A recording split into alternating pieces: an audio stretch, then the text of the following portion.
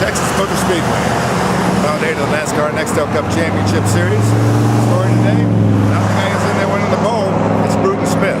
This is Bruton's place. There'll be 200,000 people here this weekend for the Dickies 500. Jimmy Johnson versus Jeff Gordon. That's the title battle with Clint Boyer lurking. But Bruton Smith, he was center stage today, both literally and figuratively.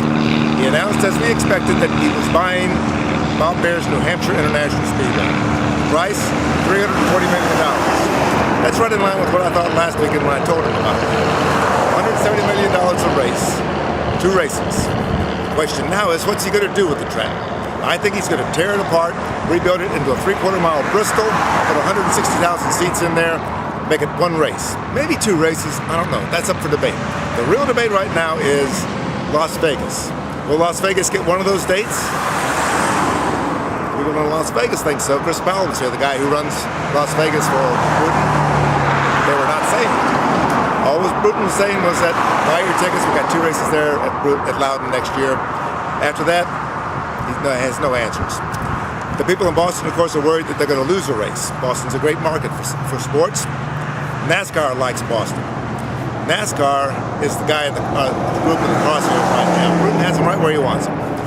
He's got 2 race dates in the Boston area, one of the largest markets in the country. 18 million people within 200 miles of Boston. There is no racetrack in New York City.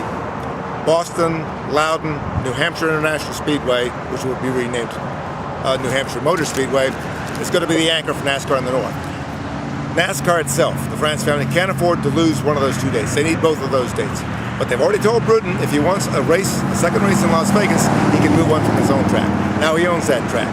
Are they going to let him move a date from a key market to Las Vegas, which they want a second race in anyway, or will they give him a second race in Vegas regardless? 37 races, expand the schedule, a possibility. NASCAR's Mike Helton has said we're maxed out at 36 plus the 2 special events. I think in this case, they might go ahead and give him a second date. Or NASCAR, the France family, might sell Bruton one of their race dates, one of their own race dates, or even one of their own racetracks. They already cut back on Darlington from 2 races to 1 and moved that race date to Los Angeles because they said it was more profitable to move that race from a small market to a big market. They might do the same thing with Las Vegas, with one of their smaller tracks moving it to Las Vegas with Bruton. One of the other key things, I think, is the France family's International Speedway Corporation stock is suddenly a question. The market cap for ISC, the France family's stock that owns the company that owns their tracks, is valued at $2.2 billion. They've got 19 cup dates. If each cup date is worth $170 million, that's $3.2 billion. ISC is $1 billion short of what they should be getting. If I were a stockholder, I'd be looking at that same 19 race dates. They should all be worth $170 million. Bruton has raised the price of a cup race. That's going to be a key issue.